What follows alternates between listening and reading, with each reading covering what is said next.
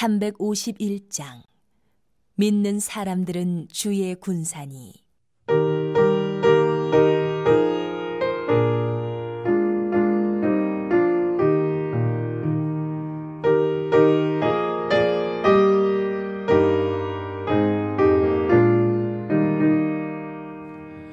믿는 사람들은 주의 군사니.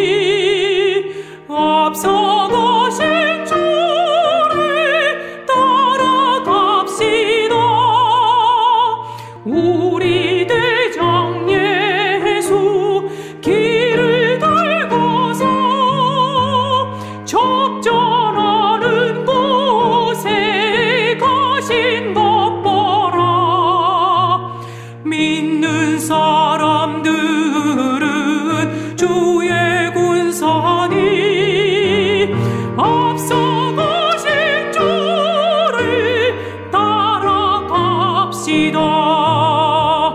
원수마귀 모두 쫓겨가기는 예수 이름 두고 겁이 남이라. 우리 찬송 듣고 지옥 달리니 형제들아 주를 찬송합시다. 믿는 사람들은 주의 군사니. 앞서가신 주를 따라갑시다.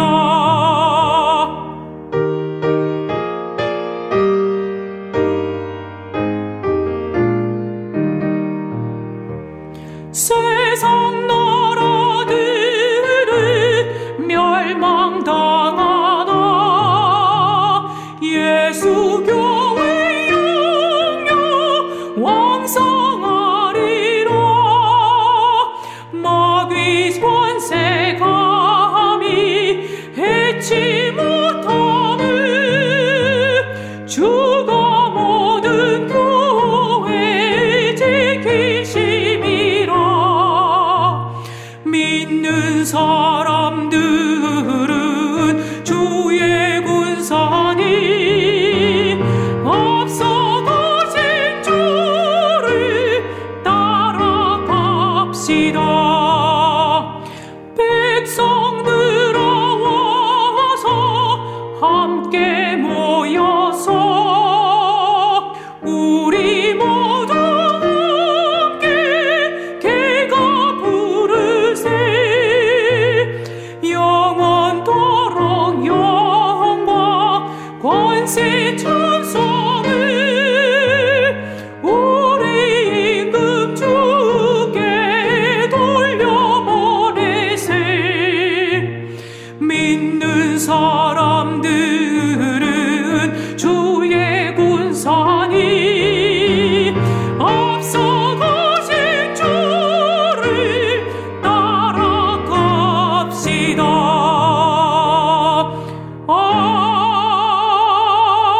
아멘.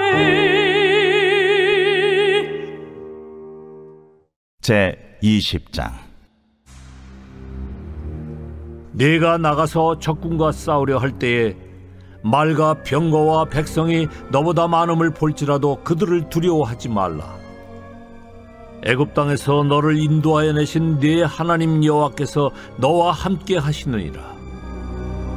너희가 싸울 곳에 가까이 가면 제사장은 백성에게 나아가서 고하여 그들에게 말하여 이르기를, 이스라엘아 들으라.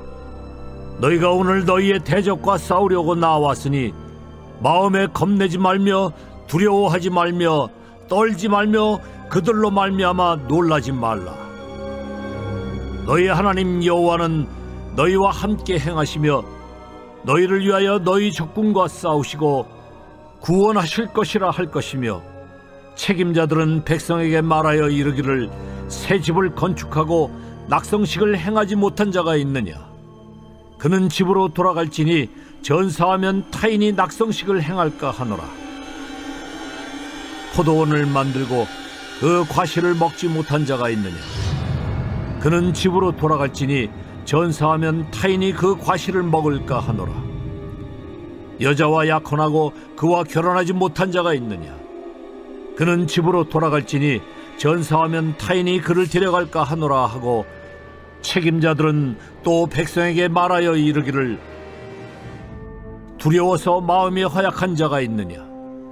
그는 집으로 돌아갈지니 그의 형제들의 마음도 그의 마음과 같이 낙심될까 하노라 하고, 백성에게 이르기를 마친 후에 군대의 지휘관들을 세워 무리를 거느리게 할지니라. 네가 어떤 성읍으로 나아가서 치려할 때에는 그 성읍에 먼저 화평을 선언하라. 그 성읍이 만일 화평하기로 회답하고 너를 향하여 성문을 열거든 그 모든 주민들에게 네게 조공을 바치고 너를 섬기게 할 것이요, 만일 너와 화평하기를 거부하고 너를 대적하여 싸우려 하거든 너는 그 성읍을 에워쌀 것이며 네 하나님 여호와께서 그 성읍을 네 손에 넘기시거든 너는 칼날로 그 안의 남자를 다 쳐 죽이고 너는 오직 여자들과 유아들과 가축들과 성읍 가운데 있는 모든 것을 너를 위하여 탈취물로 삼을 것이며, 너는 네 하나님 여호와께서 네게 주신 적군에게서 빼앗은 것을 먹을지니라. 네가 네게서 멀리 떠난 성읍들, 곧 이 민족들에게 속하지 아니한 성읍들에게는 이같이 행하려니와, 오직 네 하나님 여호와께서 네게 기업으로 주시는 이 민족들의 성읍에서는 호흡 있는 자를 하나도 살리지 말지니, 곧 헷 족속과 아모리 족속과 가나안 족속과 브리스 족속과 히위 족속과 여부스 족속을 네가 진멸하되 네 하나님 여호와께서 네게 명령하신 대로 하라. 이는 그들이 그 신들에게 행하는 모든 가증한 일을 너희에게 가르쳐 본받게 하여 너희가 너희의 하나님 여호와께 범죄하게 할까 함이니라. 너희가 어떤 성읍을 오랫동안 에워싸고 그 성읍을 쳐서 점령하려 할 때에도 도끼를 둘러 그곳의 나무를 찍어내지 말라. 이는 너희가 먹을 것이 될 것임이니 찍지 말라. 들의 수목이 사람이냐? 너희가 어찌 그것을 에워싸겠느냐? 다만 과목이 아닌 수목은 찍어내어 너희와 싸우는 그 성읍을 치는 기구를 만들어 그 성읍을 함락시킬 때까지 쓸지니라. 오늘 우리가 함께 나눌 말씀은 신명기 20장의 말씀입니다. 신명기는 모세의 유언이자 모세의 설교문으로 된 그런 말씀이죠.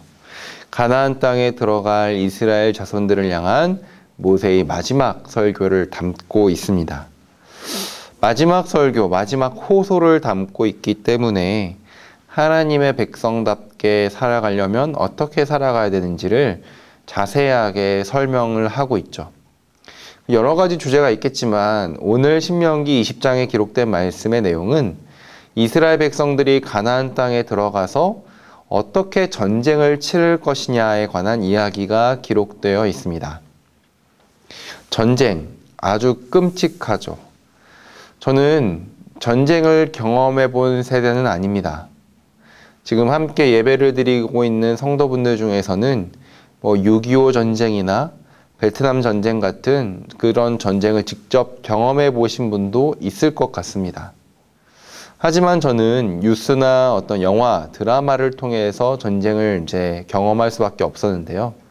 특별히 지금 우크라이나와 러시아가 전쟁 중 아닙니까?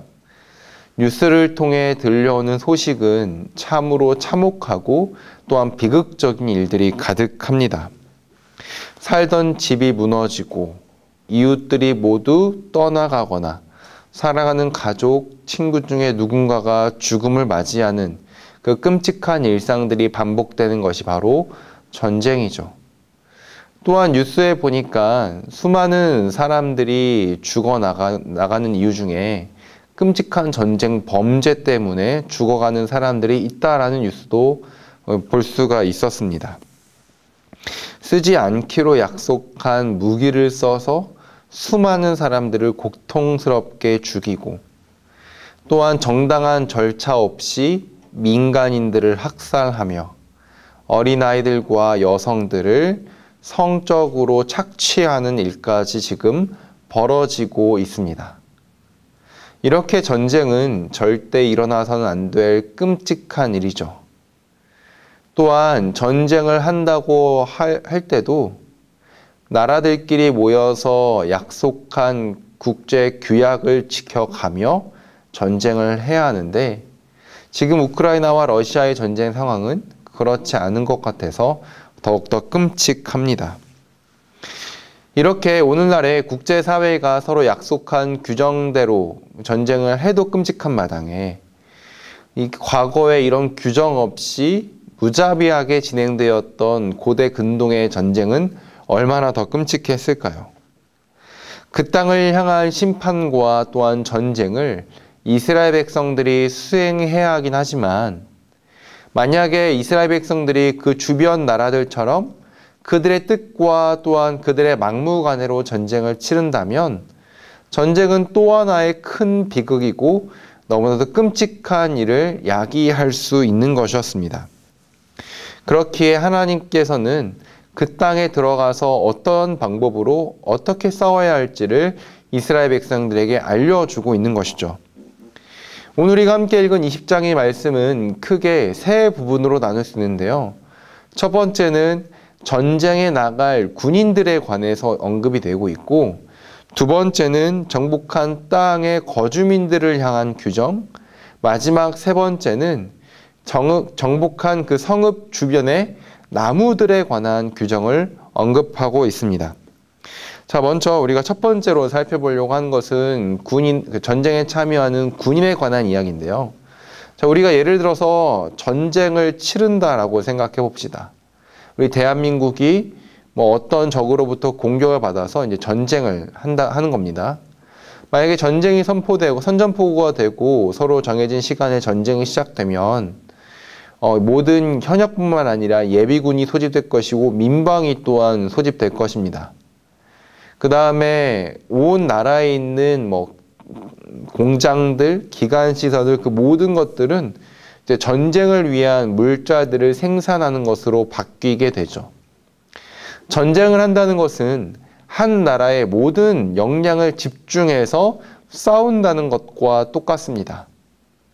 마찬가지로 이스라엘 백성도 지금 가나안 땅에 들어가서 전쟁을 치러야 한다면 이스라엘의 모든 역량을 집중하여 전쟁을 해야 되고 또한 승리를 위해 노력해야만 할 것입니다. 그런데 오늘 20장 1절에서 9절까지의 말씀을 찬찬히 읽어보면 과연 한 국가의 역량을 집중하라라고 말씀하고 있는 것이 맞을까라는 생각이 들곤 합니다. 특별히 5절에서 9절까지의 내용을 보면 어떤 내용이 있냐면 전쟁 중에 싸움에서 제외시켜야 될 군인들에 대해서 언급합니다. 첫 번째는 집을 샀는데 아직 그 집을 봉헌하지 않은, 그러니까 정식적으로 예배하지 않은 그러한 사람은 빼야 된다. 즉 낙성식을 진행하지 못한 사람은 군인에서 빼야 된다라고 이야기하고, 약혼을 했는데 아직 결혼하지 않은 사람 또한 군인에서 돌려보내라고 이야기하고, 또한 싸우기에는 마음이 약한 사람 또한 돌려보내야 된다고 말합니다.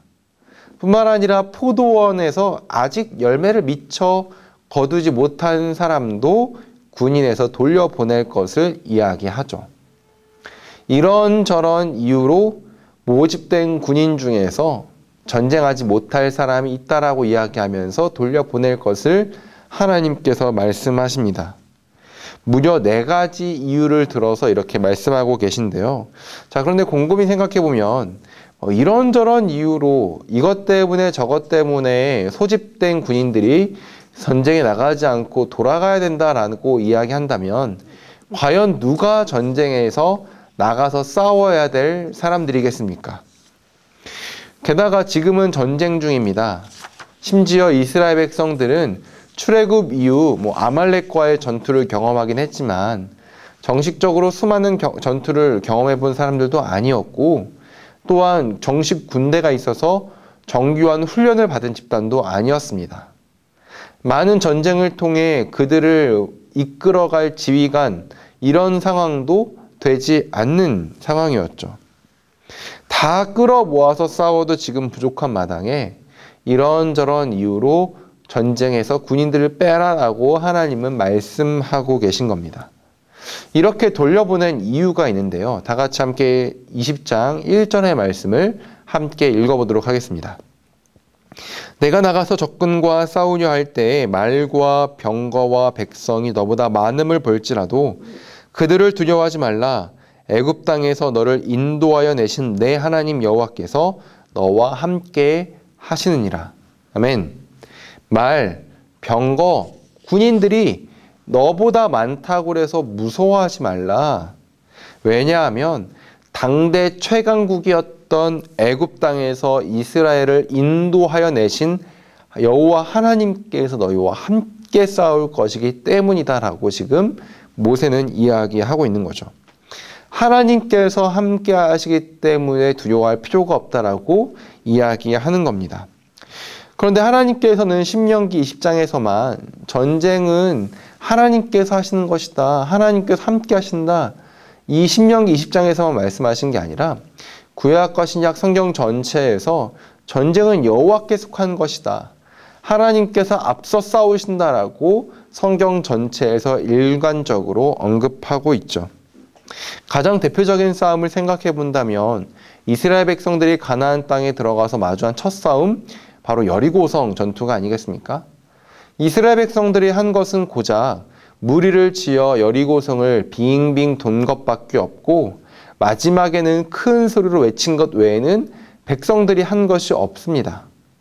그럼에도 불구하고 그 견고한 여리고성, 당대 최고의 방어력을 자랑했던 여리고성은 와르르 무너져 내렸던 것이죠. 이처럼 전쟁은 하나님께 속한 것이고 하나님께서 하시는 것이고 하나님께서 앞서 싸우시는 것이 성경 전체에서 이야기하는 하나님께서 하시는 전쟁입니다. 따라서 이러한 입장에서 하나님께서 이런저런 이유로 군인들을 전쟁에 참여시키지 말고 돌려보낼 것을 말씀하시는 것은 전쟁은 어차피 사람의 수대로 하는 것이 아니라 바로 여호와 하나님께서 하시는 것임을 이스라엘 백성들에게 분명하게 가르쳐 주고 있다는 것입니다. 이스라엘의 모든 전쟁은 군인의 많고 적음, 무기의 풍요함, 군량미의 가득함에 달려있지 않습니다. 이스라엘에게 전쟁은 오직 하나님께서 하시는, 하나님께 달려있는 전쟁인 것이죠. 그리고 곧 이는 앞으로 이들이 싸워나갈 육적인 전쟁뿐만 아니라 삶 속에서 경험하는 수많은 영적 전쟁터에서도 여전히 하나님께서 주권을 가지고 싸워 이기심을 이야기하고 있는 것입니다. 더 많은 재물이 있다고 해서 100년을 훌쩍 살 것 같은 건강이 있다고 해서 영적 전투에서 승리하는 것이 아닙니다. 우리보다 늘 앞서가시는 하나님 뒤를 졸졸 쫓아서 우리 앞에서 이미 싸우고 승리하신 하나님만 따라가는 것, 그것이 바로 우리가 해야 될 영적 전투의 승리인 것이죠. 사랑하는 우리 서울홍성교회 모든 가족들은 우리보다 앞서가시며 우리보다 늘 먼저 싸우시며 늘 승리케 하시는 그 하나님의 뒤를 졸졸 쫓아다니는 우리 모두가 되길 소망합니다. 이를 위해서 기록된 말씀을 가까이 하며 하나님께서 우리를 앞서가신 길이 어떤 길인지 주의 말씀을 통해 경험하고 깨닫게 되는 은혜가 가득 임하길 주님의 이름으로 소망합니다. 이어서 말씀을 보면 하나님께서는 정복한 곳의 백성들을 어떻게 다뤄야 할지를 말씀하시는데요. 자, 이 말씀을 생각해 보기 전에 우리가 고대 근동 지역의 전쟁에 대해서 한번 생각해 봐야 합니다. 고대 근동의 전투는 앞서 서론에서 이야기했듯이 국제적인 규칙이 있던 것이 아니었습니다. 승리하면 무자비한 약탈과 또한 그것을 빼앗는 것이 있고, 또한 남자는 대다수가 죽었고 여성과 어린아이는 노예로 팔려가기 일쑤였습니다. 그들의 미래뿐만 아니라 그들의 후손의 미래까지도 패배자들에게는 보장할 수가, 또한 기대할 수가 없는 것이 그때 당시의 전쟁이었죠. 또한 이런 상황 속에서 하나님께서는 분명하게 이들의 전투와는 달라야 할 것을 말씀하고 계십니다. 먼저 그들이 이스라엘 백성들이 아무리 압도적인 힘을 갖고 있다고 할지라도 먼저 해당 성읍의 항복의 의사를 타진해야 된다라고 하나님께서 말씀하시고, 만약에 항복한다라고 했을 때는 그들에게 조공을 받되 절대로 약탈해서도 그들의 목숨을 빼앗아도 안 될 것을 엄중하게 말씀하십니다. 또한 만약에 항복을 권했을 때 그에 응답하지 않고 항전하거나 싸우길 원하는 대상이 있다면 그들과 싸우고, 또한 하나님께서 말씀하신 대로 그대로 지켜 행할 것을 말씀하시죠. 그러나 이렇게 싸워서 그들이 항복하지 않고 이스라엘 백성들과 싸워서 백성들이 이긴다고 할지라도 그때 포로로 잡은 여자들에 대한 처우는 확실하게 하나님께서 보장할 것 또한 말씀하십니다. 그 내용은 21장에서 나오는데요. 21장에서 하나님께서는 그렇게 전쟁 중에 포로로 잡은 여인들에 대해서 인격적으로 대우해야 될 것을 분명하게 말씀하십니다. 그 당시 전쟁에서 졌던 쪽에 어떤 여성이나 어떤 이렇게 연약한 자들은 노예로 팔려가거나 성적으로 착취를 당했다는 것을 생각해 본다면 하나님께서는 이들을 보호해야 될 것을 분명하게 말씀하고 계신 것이죠. 분명히 가나안 성읍들에 대해서는 진멸을 깔 것을 명령하셨지만 그 외에 다른 지역에서는 이러한 규칙들을 허락하심을 통하여서 그들의 싸움은 분명히 달라야 될 것을 말씀하고 계신 겁니다. 마지막 부분으로는 성읍 주변의 나무들에 관한 말씀이신데요. 갑자기 전쟁을 이야기하는데 나무들은 왜 나올까? 의아하신 분들이 있을 겁니다. 당시의 나무는 단순히 목재를 공급하는 어떠한 그런 것이 아니었습니다. 그 당시 수많은 사람들이 나무 열매를 통해 자신의 생존과 생명을 이어나가고 있었기 때문에 하나님께서는 전쟁 중이라고 할지라도 열매 맺는 나무들을 베지 말 것을 말씀하시는 것이죠. 한번 베인 나무는 그 나무가 자라서 열매를 맺는데 아주 오랜 시간이 걸립니다. 그렇다면 그만큼 그것을 놓고 생존을 이어갔던 사람들에게는 큰 위협이 되는 것이죠. 그렇게 하나님께서는 열매 맺는 나무들은 전쟁 중에도 잘라서는 안 되고, 전쟁을 위해 필요한 나무라고 한다면 열매를 맺지 않는 그런 나무들만 골라서 사용할 것을 분명하게 말씀하고 계십니다. 성읍 백성들을 향한 규정, 또한 성읍 근처에 있던 나무들을 향한 규정까지 하나님께서 말씀하신 것은 전쟁 중에서 이스라엘 백성들이 마냥 승리에 도취하지 않기 원하셨다라고 저는 생각합니다. 수많은 민족들이 전쟁에서 이기면 승리에 도취된 나머지 많은 약탈을 진행하고 파괴를 진행합니다. 그곳엔 인권이란 찾아볼 수 없고 오직 그들의 승리에 도취된 사람들의 광기만 서져 있을 뿐이죠. 하지만 하나님께서는 이스라엘 백성들에게 분명하게 제안을 거시고 분명하게 통제하심을 통하여서 그들에게 마음대로 승리에 도취되어서 행동할 것을 명령하지 않습니다. 이들이 그렇게 하나님께서 이들에게 이렇게 요구하셨던 이유는 바로 앞에서 말한 하나님께 모든 전쟁의 승패가 달려있기 때문입니다. 이스라엘 백성들이 승리한 것은 그들이 싸움을 잘해서도 아니고 그들이 강력한 군사력을 갖고 있었기 때문도 아닙니다. 오직 여호와 하나님께서 전쟁을 하셨기 때문에 그들에게 승리가 있을 수가 있던 것이죠.